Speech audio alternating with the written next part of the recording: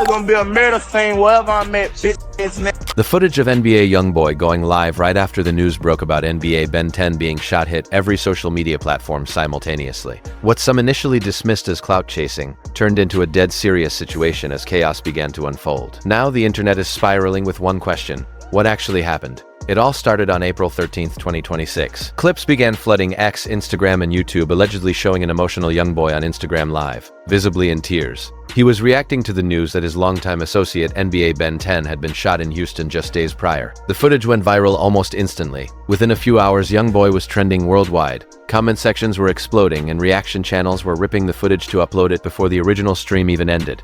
In the video, a man appearing to be YoungBoy speaks directly to his audience. He's clearly distressed. His voice is strained, and he's making the kind of intense statements that people immediately screen record to post without context. In these clips, he's heard making bold claims, like saying he's going to war with all of Detroit and mentioning that things haven't been the same since the situation with Vaughn. He reportedly claimed he'd been riding around for 3 days looking for smoke. Other versions of the footage even included remarks about Ben 10's recovery and 4KT making sure the city felt their presence. It's gonna catch a water shot for any reason. Yeah. There's gonna be a murder scene wherever I'm at, bitch. That single clip, shared by the account Observe It on X, quickly racked up millions of views. After the original post surfaced around April 13, 2026, re-uploads across YouTube and Instagram pulled in millions more. Every comment section was flooded with people stunned by the idea of YoungBoy declaring war on an entire city. Throughout these clips, one name kept appearing alongside his: All-Star Jr. According to the rumors circulating at the time, the Detroit rapper was allegedly responsible for the shooting that landed NBA Ben 10 in a Houston hospital on April 8, 2026. As these clips went viral, Ben's actual condition remained a mystery to the public. Early reports suggested he was in critical condition, while some posts claimed he was paralyzed or had even flatlined twice during surgery. The mix of these unverified rumors and YoungBoy's videos created an intense level of online noise. Most reaction accounts pushed the same narrative. YoungBoy had reached a breaking point. They claimed he went live to declare war on Detroit, and specifically threatened All-Star Jr. He was also seen calling out NBA affiliate OG33 for allegedly fleeing the scene when Ben 10 was shot.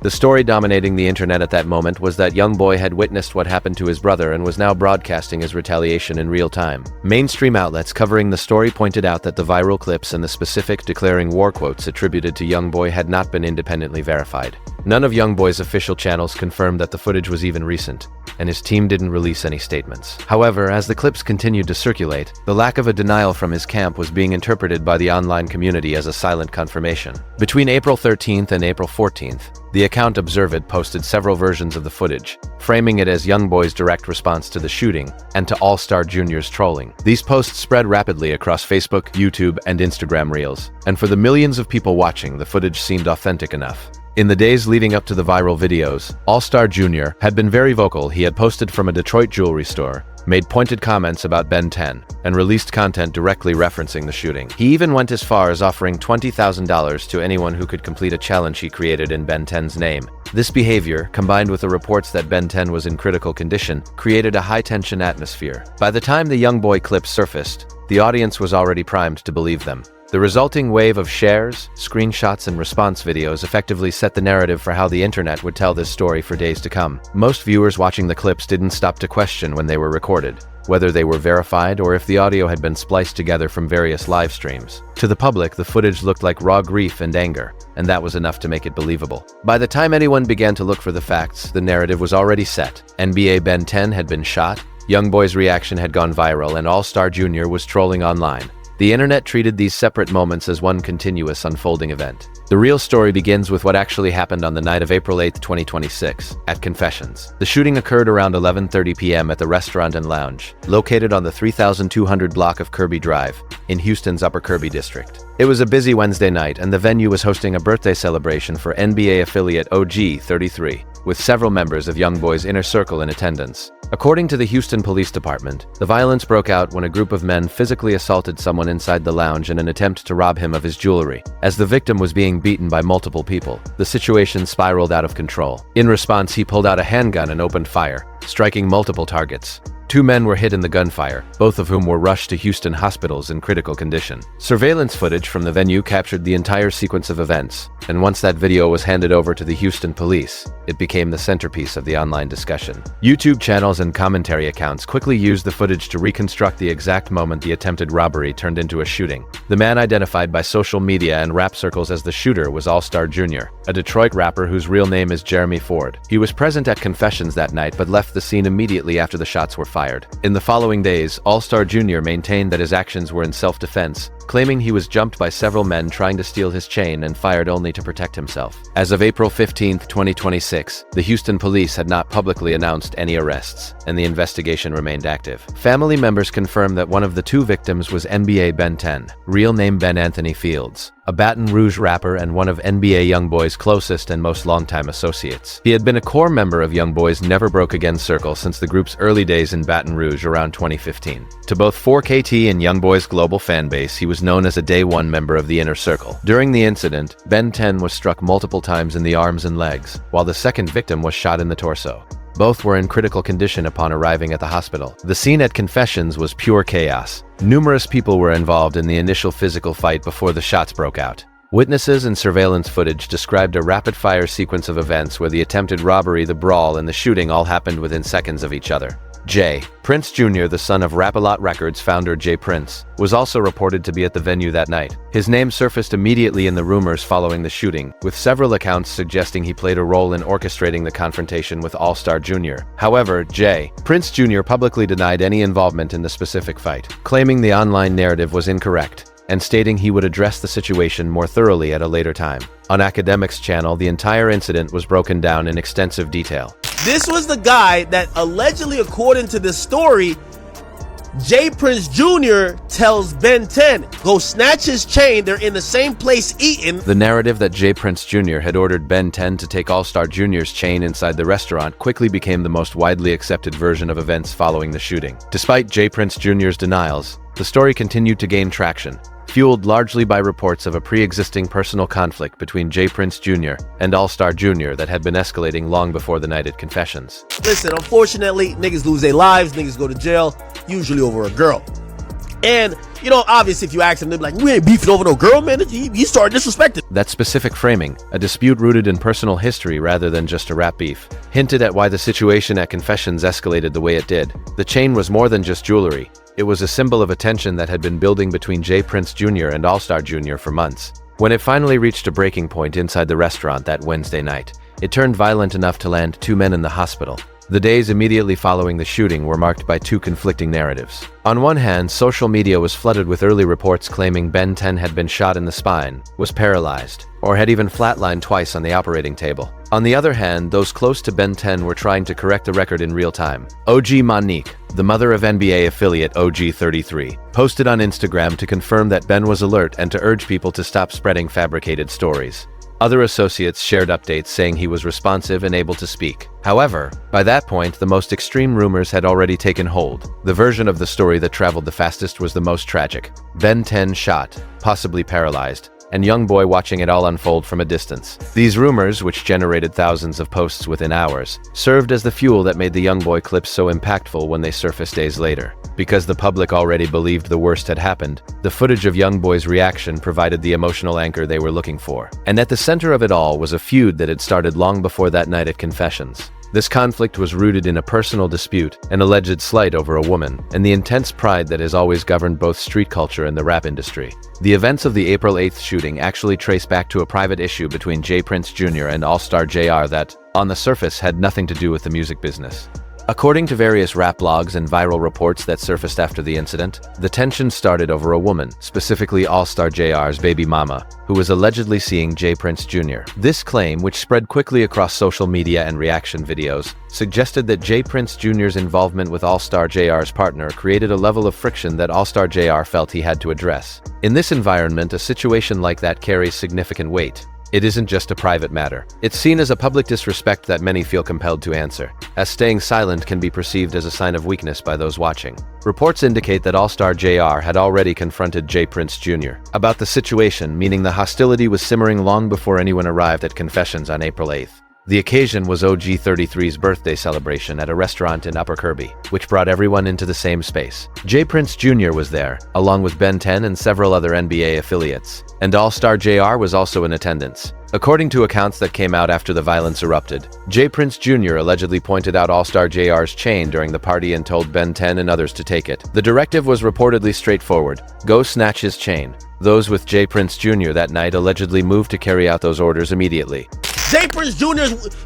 There's that video of J Prince Jr. walking into the club, and it's like he was like an alien just arrived on Earth. The footage of J Prince Jr. entering the venue, seemingly scanning the room and coordinating the events that followed, quickly became a central part of the narrative surrounding the shooting. Regardless of whether it captured the full story or just a simplified version, that image left a lasting impression. According to surveillance video and subsequent reports, what came next was a physical altercation. Several men approached All-Star JR, and a fight broke out as they attempted to rip the chain from his neck. All-Star JR resisted, and a key detail in the retelling of this story is that the chain didn't break easily. Based on accounts of those frantic seconds, his jewelry was high quality enough to hold firm. As his attackers pulled against that resistance, the situation spiraled into chaos. With multiple men on top of him and hands grabbing at his neck, All-Star JR reached for his firearm. Supposedly, this guy got around to getting his hand on a pistol, which is kind of crazy. They're in Texas. In Texas, the laws surrounding self-defense are quite broad. The narrative All-Star JR immediately adopted,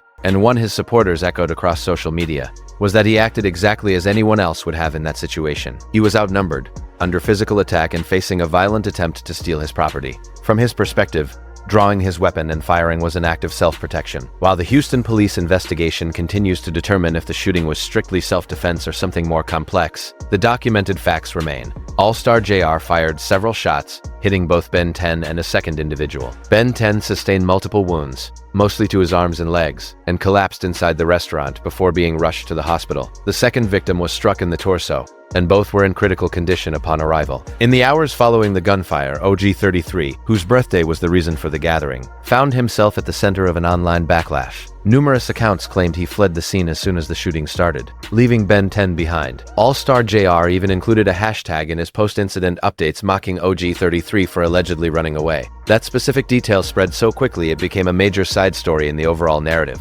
Meanwhile, for J Prince Jr., the fallout from the events at Confessions was only just beginning to unfold. He was being named in every report as the mastermind who initiated the robbery, the one who allegedly pointed out All-Star JR and ordered Ben 10 to take the chain. Although he issued a denial quickly, it landed in a media landscape that had already accepted the accusations as truth. To defend himself, he cited a recent ACL surgery, arguing that his limited mobility proved he couldn't have been physically involved or running around during the altercation. However, the mixture of an ongoing personal feud, a high-profile venue, numerous witnesses, and surveillance video ensured that the situation at Confessions couldn't be swept under the rug. It was simply too public and involved too many big names to fade away quietly. The narrative shifted once again when All-Star JR began posting from Detroit just a day after the shooting, launching a massive trolling campaign. One post in particular grabbed everyone's attention. Appearing at a jewelry store in Detroit, he shared a series of photos surrounded by new chains. The caption read, "Had to shoot to the D and get new ice cause my man Ben 10 took some of my stuff to the hospital with him."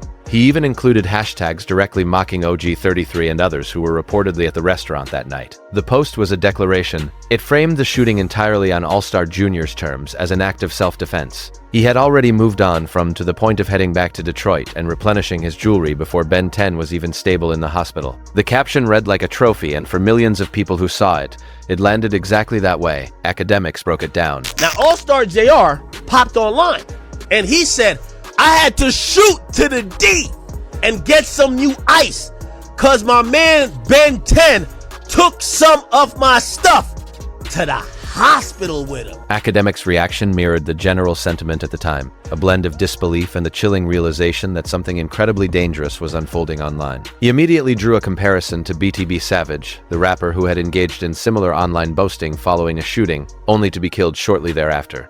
Do y'all remember the nigga who was like, he flexed in front of the door where he shot the dude and he killed the dude or something? The point Academics was making carried a heavy implication. BTB Savage had been glorified in those same online spaces right before he was gunned down. The parallel was anything but subtle. Yeah, BTB Savage, this was bad.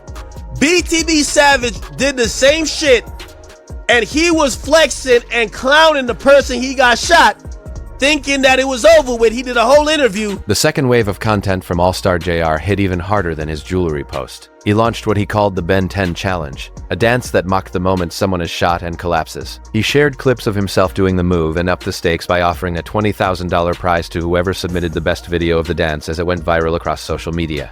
The challenge was officially kicked off in a video that quickly spread everywhere.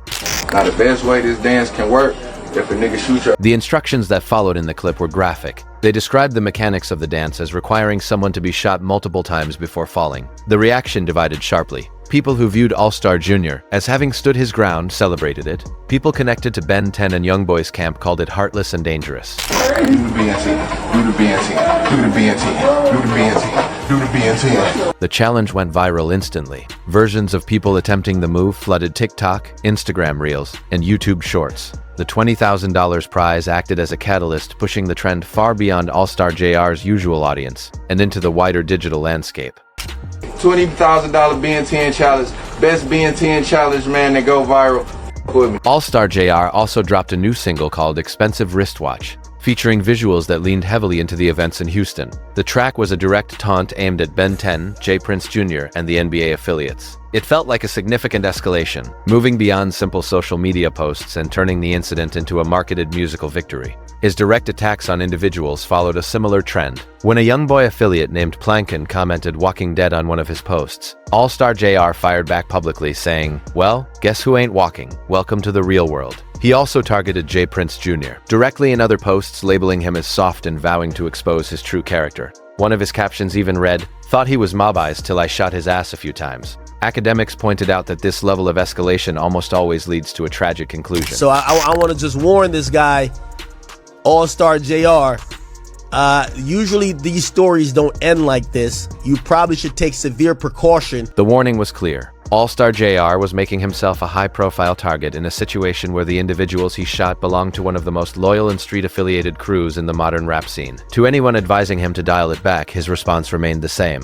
He didn't start this. He maintained that he was simply sitting in a restaurant minding his own business when others approached him with violence, and he reacted accordingly. In his view, the trolling wasn't just mindless celebration, it was matching the energy of those who had sent a group of men to rob and assault him in public. Whether that perspective was accepted outside of his own circle was a different matter. For a few days, the response from NBA YoungBoy's camp was relatively contained, limited to affiliate posts and indirect threats. However, once clips of YoungBoy going live began to circulate, the energy online shifted dramatically. The internet had been speculating since April 8th about whether these clips were real, recent, or verified. By April 14th, 2026, the narrative most people believed consisted of three elements they treated as fact. The most significant being that Ben 10 had either been killed or was on the verge of death. The narrative that YoungBoy had gone live, crashed out, and declared war on Detroit, along with supposed new footage confirming his response, began to take hold. However, each of these three claims has a complicated relationship with the truth, and none of them actually stand up to scrutiny. It starts with Ben 10's condition.